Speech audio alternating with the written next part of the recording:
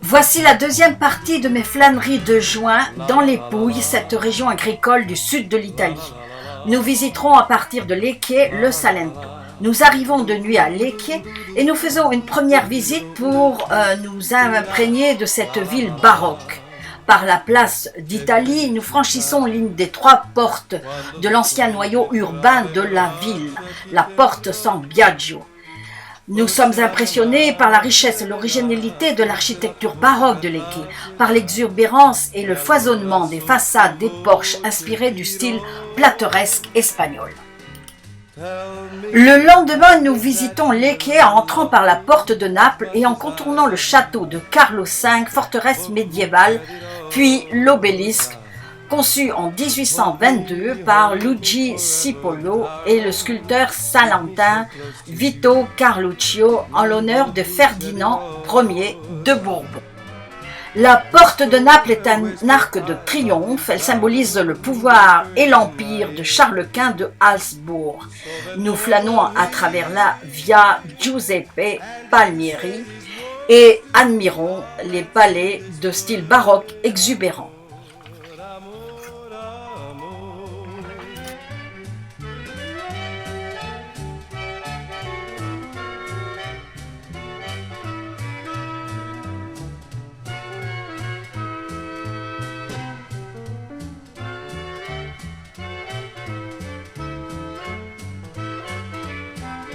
Cette petite église catholique se distingue par une lucarne où l'on y abandonnait des enfants sous X.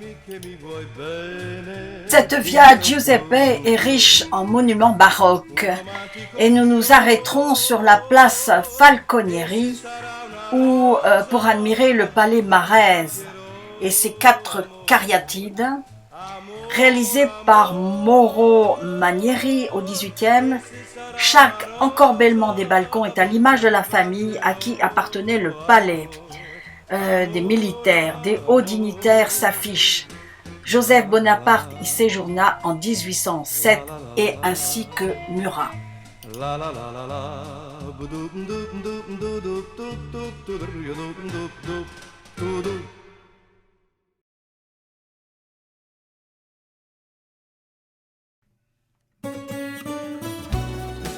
La cathédrale de Lecce, ou cathédrale Notre-Dame de l'Assomption, est la plus importante de l'Italie du Sud, tant par son rôle de métropole religieuse que par la richesse de son patrimoine artistique. Le Duomo se distingue par son architecture baroque exceptionnelle du XVIIe siècle et son campanile de 70 mètres de haut sur la place baroque aussi, réalisé par le grand architecte célèbre de l'époque, Giuseppe Zimbalo. Lontano ma dentro al mio cuore sei e I giorni miei son pieni di te, Daniela. Ogni aeroporto è il mio, vivo di corsa io, ma un anno in più che vuoi che sia, Daniela. Presto da te ritornerò, perché da solo non ci sto. Sei sempre tu che amo di più, Daniela. Non passa giorno che noi ci sentiamo un po'. Mi parli tu, gli scatti va su, Daniela. Dans les magasins de Lecce, la tradition artisanale reste bien vivante. Ainsi, l'art du papier mâché subsiste dans les ateliers. On peut s'y procurer de superbes figurines de la nativité. L'exubérance et le foisonnement des façades est inspiré de style plateresque espagnol. Fleurs, bouquets, pinacles, rosaces, festons, guirlandes prédominent sur la représentation des saints et des saintes. Ce n'est plus un art militant favorisant la renaissance de la foi catholique, mais un art presque décoratif, sorti tout droit de la nature et de l'imagination des architectes et des sculpteurs.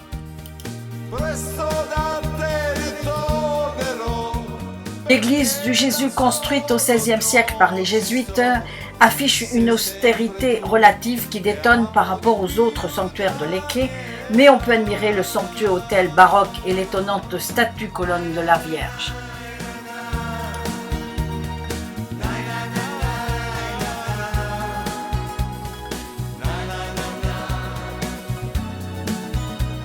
Daniela, presto da te ritornerò. La basilique Santa Croce est considérée comme le sommet du baroque de Lecce. D'une façade sobre au début de sa construction en 1549 par Riccardi, de style Renaissance, le remaniement par Zimbalo ensuite afficha le baroque dans toute sa splendeur, avec une profusion d'angelos, de saints, d'animaux, de fleurs et de végétaux et personnages grimaçants en dentelle de pierre.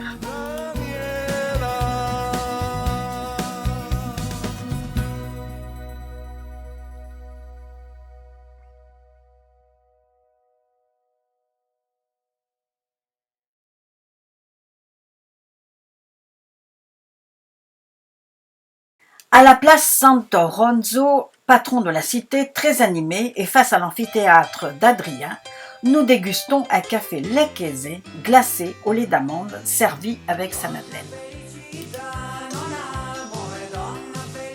Le baroque lecchese est né fin du XVIe après une victoire de la chrétienté sur l'islam. Il symbolise la fin des constructions défensives.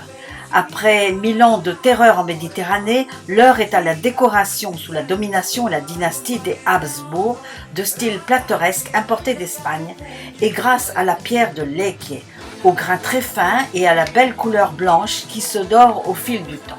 Sa teneur en argile la rend particulièrement malléable, facile à travailler, parfois même à la main. Le plus célèbre représentant du baroque lecchese est Giuseppe Zimbalo, père de famille de père en fils, puis Cesare Penna, Giuseppe Sino et Maro Marielli. Nous allons visiter un atelier artisanal qui travaille cette pierre. Trouver des fossiles, des coquillages, des dents, des dents, oui, se trouve dedans. Tout ce que vous pouvez trouver dans la mer. Sì, questi sono denti di squalo, megalodonte, 22 metri, è uno squalo preistorico. Ok, le squale Le requin. Le requin, oui. Ce sont des dents d'un requin préhistorique de 12 mètres. 22 Ah, 22 mètres, je me suis trompée. De 22 mètres, imaginez. C'est seulement un dent, imaginez le requin. Quando io lavoro posso trovarli all'interno di un blocco di pietra. Quand je travaille, je le peux trouver même dedans le bloc de la pierre. Io faccio questo lavoro da 30 anni, ho passato tutta la mia vita a fare sperimentazione su questo materiale. Moi, je travaille cette pierre pendant 30 ans. Moi, je passerai toute ma vie à trouver des expériences et expérimenter cette pierre. E nel 1996 ho inventato la prima lampada al mondo, scavata all'interno di un blocco e decorata esternamente. En 1984, j'ai inventé une lampe qui est creusée dedans de cette pierre et dehors et décorée. C'était la première lampe et l'a inventée lui-même. Io ho iniziato facendo design, quindi progettazione di oggetti che abbiano un utilizzo. Moi, j'ai commencé comme un design. Avec le design, ça veut dire de projeter les objets qui devaient être utilisés après. La mia filosofia è fare tutto con le mani, utilizzando gli attrezzi che usavano i vecchi scalpellini. Moi, ma philosophie, c'est travailler toujours et surtout avec les mains, en utilisant des outils qui étaient utilisés déjà par des architectes et sculpteurs d'ailleurs. E produco pezzi unici, ne faccio uno alla volta e li faccio su ordinazione. Et je fais seulement les pièces uniques. Je fais une chose et seulement en commande. Adesso lavoro e vi faccio vedere un po' come funziona la pietra. Alors maintenant je commence à travailler et je vais vous faire voir comment la pierre est travaillée, comment ça fonctionne, ça marche. La pietra è molto morbida. È una La pietra- pierre est très tendre.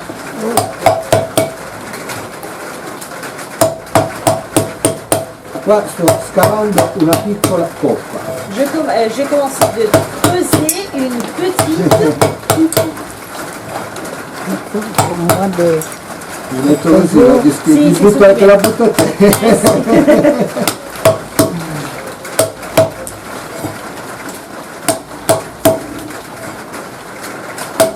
Questa pietra, alcune case del centro storico di Lecce, alcune vecchie case del centro storico di Lecce, hanno al loro interno una cantina.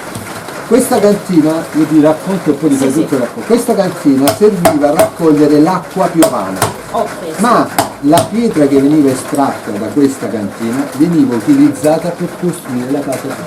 Alors, il a répété la même chose que vous disiez aujourd'hui,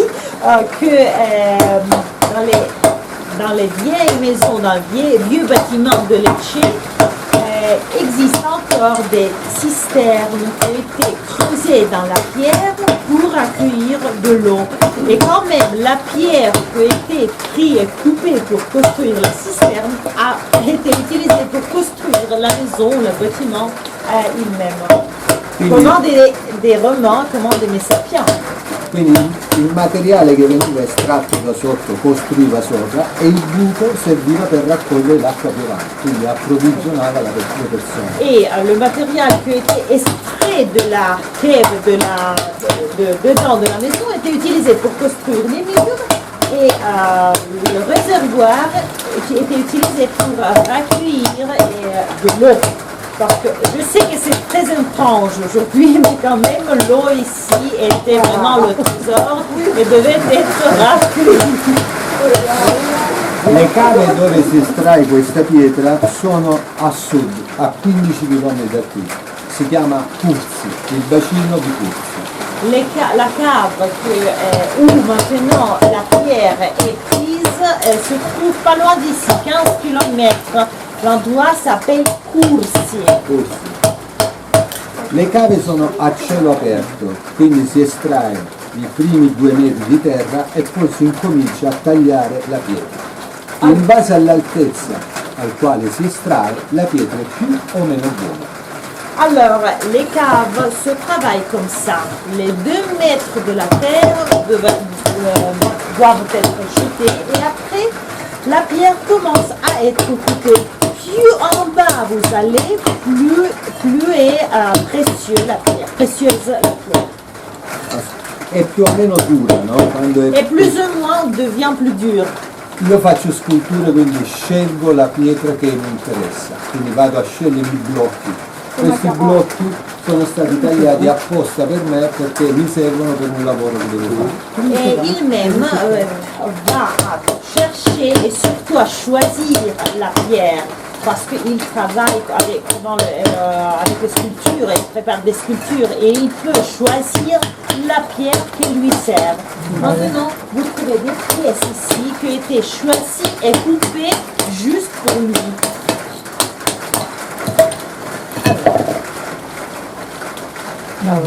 Scavate dentro. Nous avons creusé dedans. La pietra si può tagliare. La pierre est possible d'être. Oui, l'instrument des charpentiers.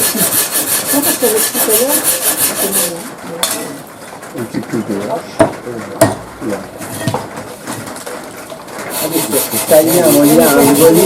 Nous devons couper des angles.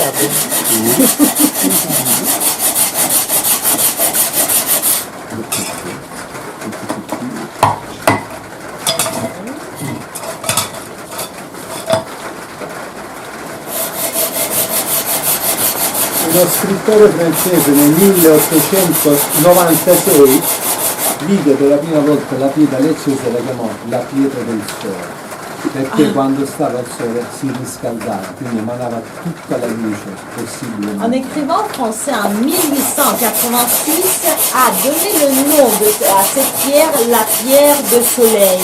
Parce que la pierre sous le soleil se réchauffe beaucoup et surtout reflète les couleurs, la lumière du soleil. Et parfois on dit que, moi c'est, je ajoute encore quelque chose, et parfois on dit que la pierre de Lecce devient dorée. Qualche cosa io aggiungo. C'est pourquoi. Oggi non potete vedere le chiese perché non c'è il sole, ma di mattina col sole la luce è molto forte di riflettere. Siamo riusciti Sì, la mattina. al tramonto, quando il sole sta tramontando, le chiese diventano rosse. Alors, Prendono lo stesso le matin, colore del tramonto. le matin, nous avons déjà vu quelque chose, c'est que les églises étaient illuminées, très bien vues. Quand même pendant le coucher du soleil, les églises et la pierre deviennent presque rouges, vraiment de couleur dorée. C'est pourquoi parfois vous pouvez trouver le surnom de Lecce, la ville dorée. Quando camminate nel centro storico e vedete, che guardate il muro di una casa vecchia, se notate questo tipo di texture significa che quel blocco è stato scolpito tutto con un aceto. Quand vous marchez, quand vous vous promenez en centre historique de Lecce, vous trouvez les pierres comme ça, avec des petits signatures, si vous voulez. Ce signifie que la pierre était extraite avec des instruments, oui. Les haches. Et le français me m'abandonne aujourd'hui. Avec les haches. Seulement à main, surtout. Seulement à main. Tous les blocs. Seulement parce qu'ils n'avaient pas les machines. Aujourd'hui, nous avons des machines très technologiques.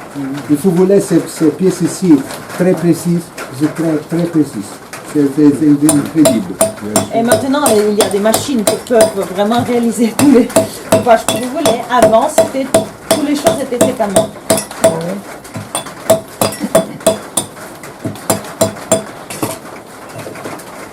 The base. La base. Ed another tool, un altro attrezzo. Les autres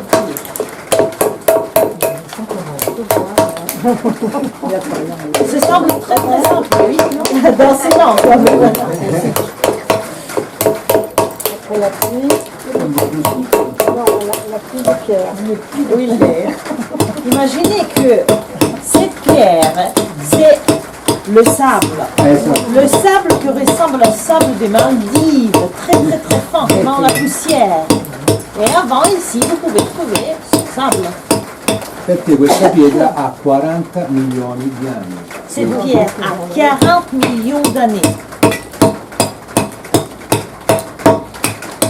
Come ho detto prima, se voi immaginate il Salento da Brindisi a Santa Elena era un'enorme spiaggia che quando si è solidificata ha bloccato tutta questa sabbia che poi la pietra del cielo. Imaginez Salento, le talon de la botte que nous avons déjà aujourd'hui 1000 fois nominé, comment une plage énorme et c'est pétrifié pendant 40 millions d'années et maintenant il nous laisse le matériel à travailler. Questo lavoro che faccio è difficilissimo, ci vogliono anni per usare l'accetta in questa maniera. Le travail qu'il fait maintenant est très difficile. Pour apprendre de faire si vite ce travail, vous devez passer vraiment beaucoup de temps, surtout pour travailler avec l'âche. Un mio assistente deve usarla almeno per 4 anni per imparare a usarla. Son élève doit passer non moins de 4 années pour savoir l'utiliser très bien.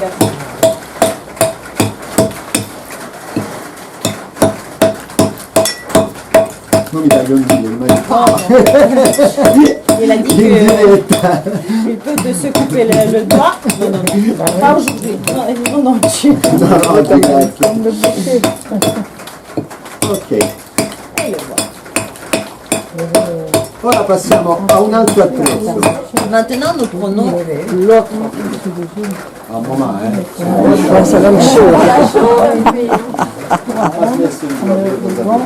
Allora, sono gli stessi attrezzi del falegname, Ce sont les uguali. mêmes ouvriers des charpentiers. C'est sûr.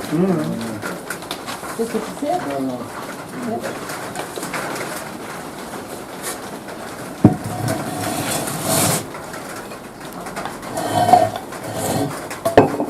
Mi sposto questo, per non vedete. Pour vous faire voir comment.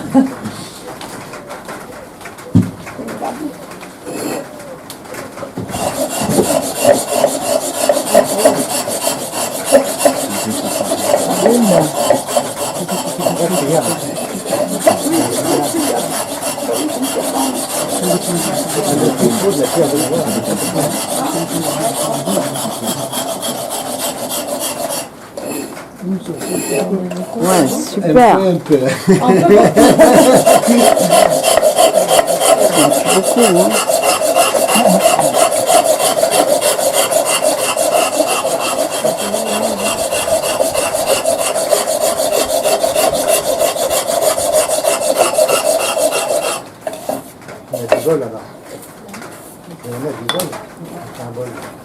Ok?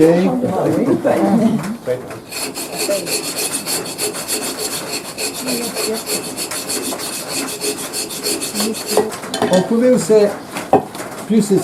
Oui. Encore Je plus te dis fort. ma maison pour le fromage. Voilà, par contre.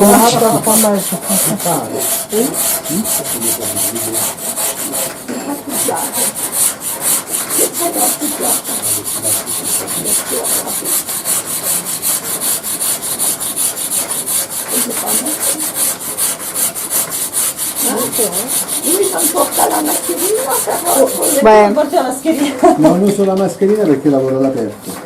Parce qu'il travaille dehors. Ouais.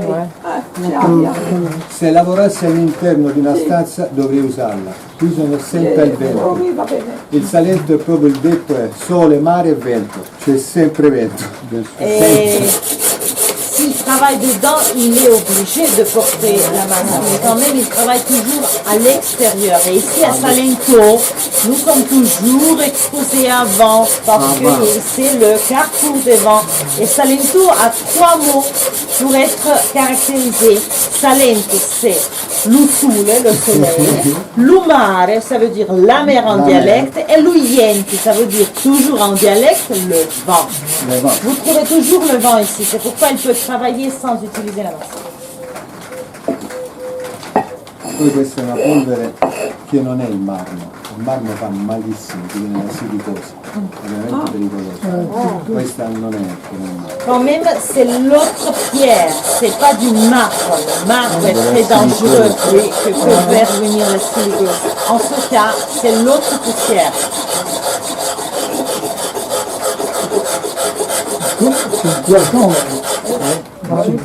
Est-ce qu'elle n'est pas poreuse? Non è porosa la pietra. No, no, la pietra è porosa, non può stare nell'acqua, cambia Elle di est poreuse, colore. mais quand même ne peut pas prendre beaucoup de l'eau parce Comment vous la qu'elle protégez? change, oui, Bien. change de couleur. Io se faccio una vasca da bagno, un lavandino, viene fatto un trattamento chimico idrorepellente. Et oui, si vous préparez le bain, faut quand même un lavabo pour laver les mains, la pierre doit être traitée avec les substances chimiques pour éviter l'absorbe l'eau. C'est une question que je me posais. Che cosa? E signore si stava chiedendo e che cosa si fa? La potenza di questa pietra è quella che si può bagnare e asciugare alla stessa velocità. Quindi sui tetti si mettono le famose chiappe, perché quando si bagnano fa riversione e si asciugano, quindi c'è un riciclo di aria continua, è una pietra traspirante. La caractéristique de cette pierre, qu'elle absorbe et se sèche à la même manière, très vite. C'est pourquoi sur les toits des maisons, ici, sont posées des chiamiche, ça veut dire les pièces de pierre calcaire, que quand on se baigne et quand même se sèche tout de suite. E Albero Bello con quale pietra è fatta? No, quella è pietra di granito, è un altro tipo di pietra. C'est quand même l'autre type de pierre. È Ostuni o Trani. Vous trouvez a Ostuni o a Trani. Qui Comunque esiste sempre calcare. sempre calcare, qui Quand même esiste, c'est toujours la pierre calcaire. qua esiste il tufo e la pietra del cesso. Il tufo è quello più poroso ed è molto morbido e friabile, invece la pietra del cesso è più compatta. Questi sono i due materiali del tufo. Ici, vous pouvez trouver deux matériaux. Le tufo qui est un peu plus poreuse et après vous pouvez trouver la pierre de lécher qui est un peu beaucoup plus compacte.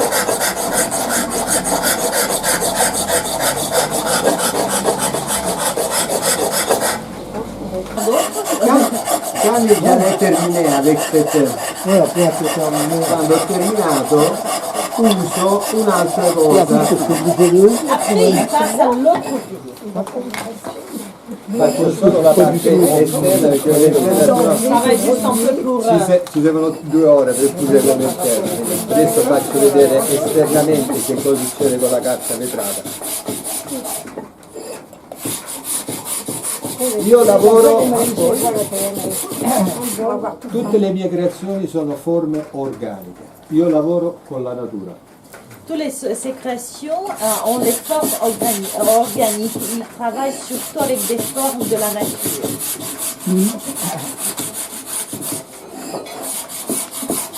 Ok, un altro fattore fondamentale di questa pietra è il tatto, toccare.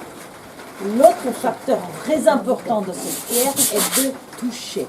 Avec le papier vert. È molto importante perché è veramente una pietra calda e sensuale, al tatto. Et c'est très important de toucher cette pierre parce que cette pierre est vraiment très chaude et sensuelle. C'est vrai qu'elle est très douce. Oui, maintenant il arrive de nous faire toucher. Adesso sto usando la carta vetrata, ne Maintenant, c'est uso, le papier de verre. ne uso 8 tipi diversi. Il Quando utilise faccio, 8 types différents. quando faccio una scultura passo 8 tipi di carte vetrate diverse per arrivare alla texture che interessa a me. Et quand il fait ses sculptures, il utilise 8 types de papier de verre pour arriver à la sculpture qu'il veut. Oui, ça dépend de l'épaisseur du grain.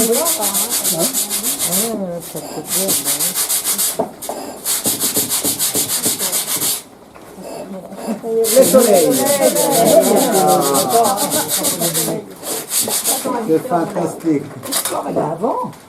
C'è il sorelle. Deuxième.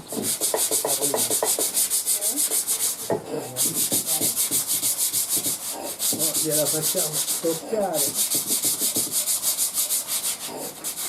Tu come stai? Bene? Lavoriamo. Tutti stanno lavorando come i maschi.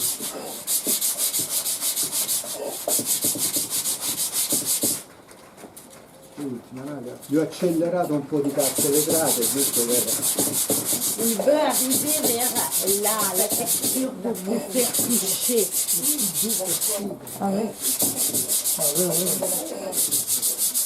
Ok, un momento, ve la spruzzo così vi faccio toccare.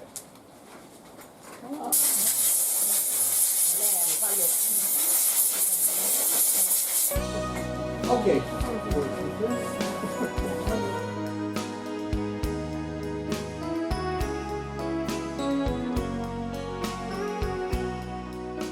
Après une belle et longue démonstration de ce sculpteur qui maîtrise parfaitement cette pierre de Lecce, nous visitons le lendemain Galatina.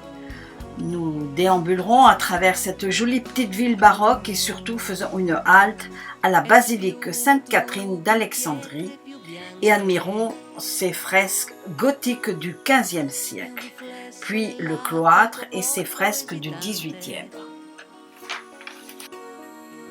Nei tuoi occhi di cielo ha trovato il suo posto, anche il sole nascosto. Coi capelli sull'erba ti metti a sognare e tra i rami fioriti tu aspetti l'amore. Ho raccolto il coraggio e mi sono seduto, poi mi sono perduto, poi mi sono perduto. Le labbra addormentate, quante volte le ho sognate, da quel ramo sopra le tue ciglia è caduta una foglia, il tuo piccolo cuore. Ti svegli piano piano, io trattengo la mia mano, mi sorridi e due ragazzi al sole ora fanno l'amore.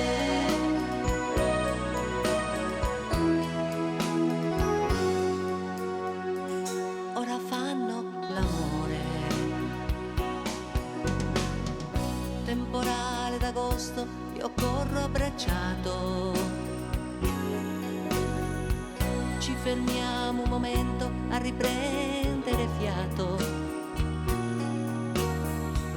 E non c'è più bisogno di dire parole. Due ragazzi nel sole ora fanno l'amore. Tue labbra addormentate, quante volte le ho sognate. Nous rejoignons nos amis partis à vélo à travers la campagne du Salento dans une masseria pour nous restaurer autour d'un repas bio. Les Pouilles est une terre agricole qui produit céréales et légumes, et la viticulture est réputée également, mais est surtout connue pour ses champs d'oliviers qui produisent environ 40% de l'huile d'olive. Mais les masserias ont été désertées, vendues face à la bactérie tueuse Xylella fastidiosa apparue en 2013. Cette bactérie est tueuse d'oliviers, attaquant plusieurs millions d'arbres, souvent certains centenaires. Les jeunes agriculteurs qui ont racheté les masserias se sont diversifiés dans une agriculture bio et écotouriste, gardant les arbres qui repoussent et multipliant leur activité pour attirer le touriste, vélo, équitation, etc., repas à la ferme. C'est ainsi que nous profitons d'un repas bio à la ferme et achetons du miel.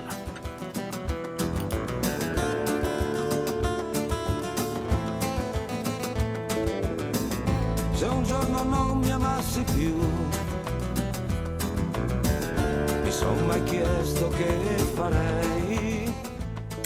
Le lendemain de Castro, petit port de pêche au sud du Salento, nous allons découvrir en bateau cette côte plongeant dans la mer Adriatique face à l'Albanie. Des falaises, des petites criques, des grottes s'offrent à nous, ainsi que des tours médiévales postées en vigie et collines tapissées de végétation méditerranéenne. Ces falaises classées parc régional, elles doivent sans doute à son relief complexe et son absence de plage d'avoir été relativement préservées du bétonnage.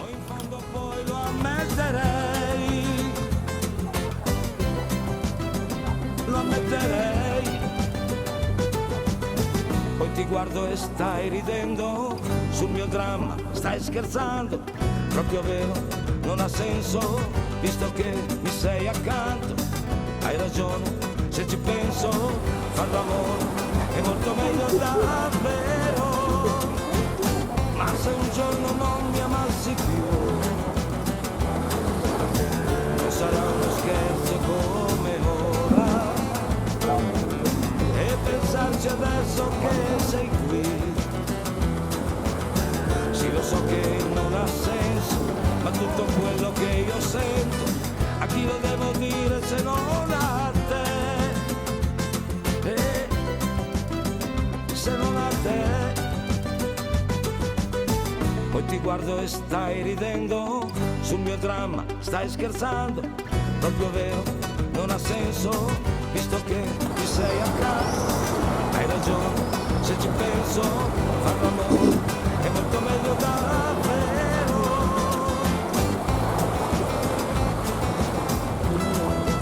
On va faire dans les pigeons, les colombes. Ah ouais, vraiment.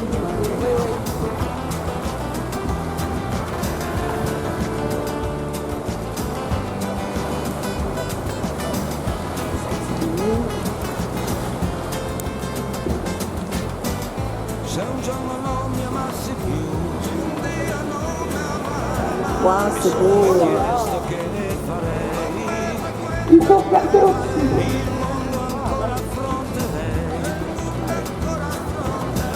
La stessa forza dentro, come farò fino a quando potrò contare su di te. On voit les couleurs. On voit les poissons. Et on voit les oiseaux. Mi sono mai chiesto che le direi a chi mi chiedesse come mai. Ça vient manœuvrer. Hein. Ça vient manœuvrer. T'as vu les oiseaux, Michel? Au-dessus, là? Se un giorno non mi amassi più, la la la la la la la la la la.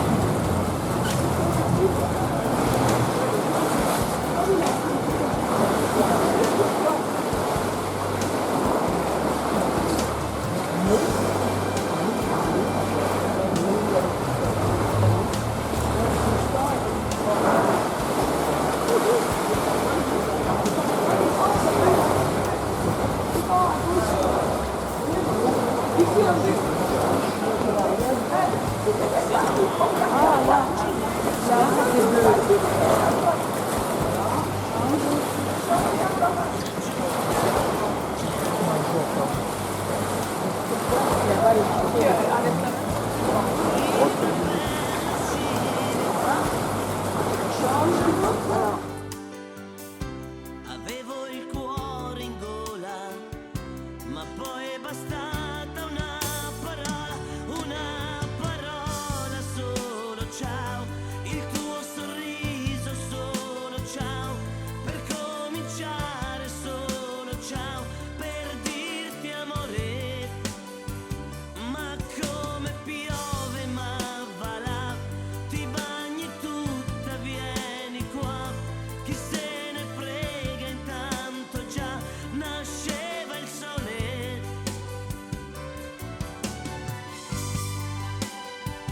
Vola un gabbiano, lo stesso cielo, la stessa mano, così da sola abiti qua.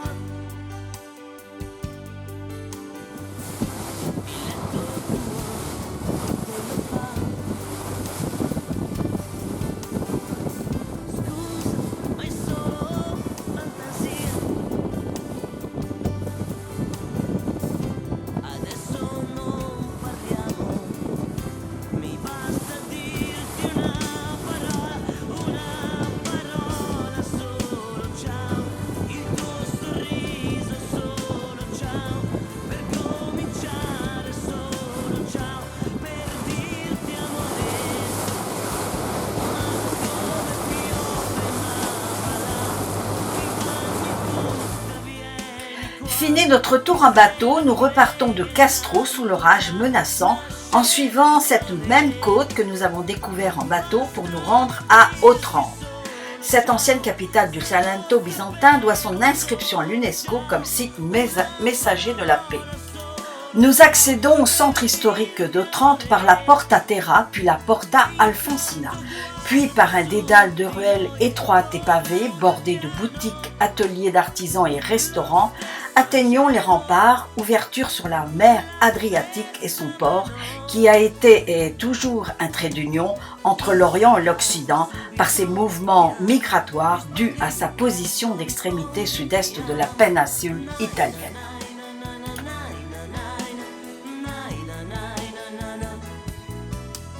Io da casa subito ti chiamo, rispondimi presto, rispondi ti amo.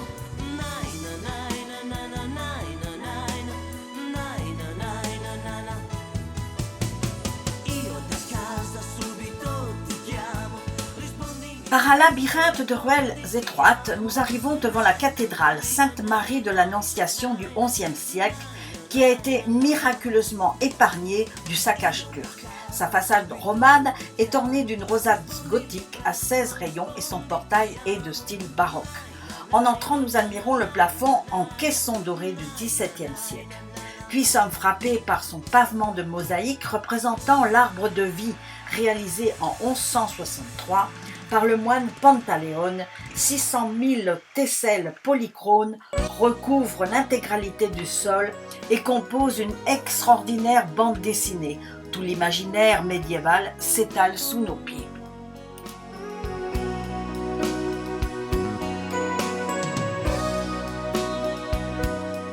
En cette église, la chapelle des martyrs nous rappelle les 800 Otrantins massacrés par les Turcs en 1480 alors qu'ils avaient refusé de se convertir à l'islam et étaient restés fidèles au christianisme.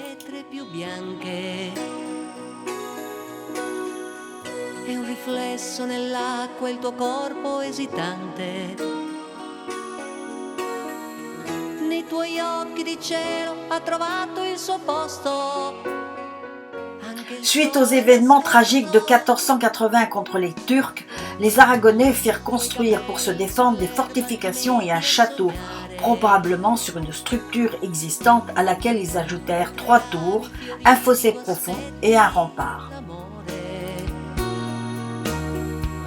Ho raccolto il coraggio e mi sono seduto, poi mi sono perduto, poi mi sono perduto. Mon voyage se terminant le lendemain, nous reprenons la route par cette côte adriatique pour nous rendre pour un dernier jour de visite à Bari.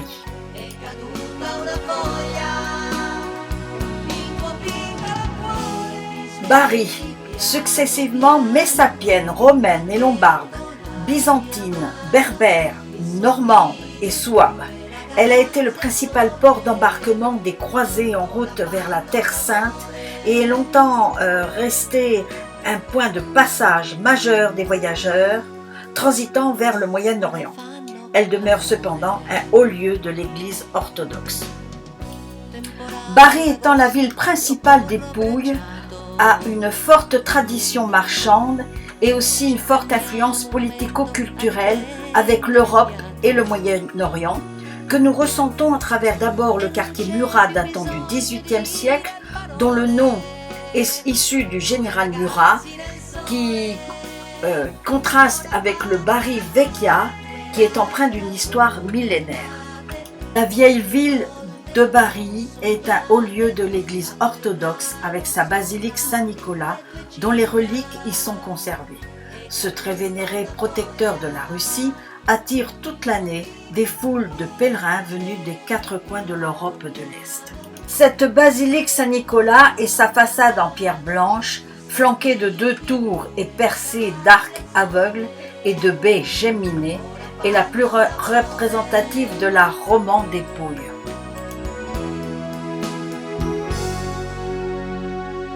Ora fanno l'amore.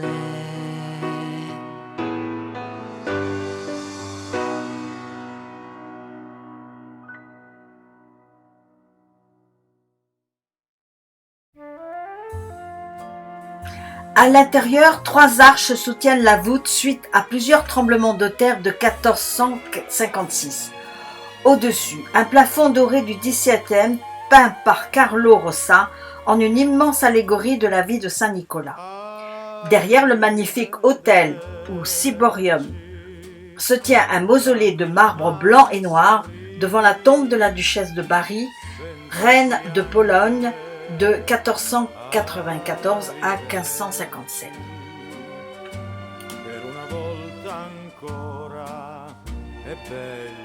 Nous descendons dans la crypte d'origine byzantine où l'on voit des œuvres précieuses liturgiques orthodoxes et de magnifiques triptyques. Les reliques de Saint Nicolas y sont conservées et protégées par une grille sous un autel décoré par de nombreux cadeaux offerts par les tsars au cours des siècles. Et de nombreux fidèles y viennent s'y recueillir. Esco dalla tua vita, salutiamoci.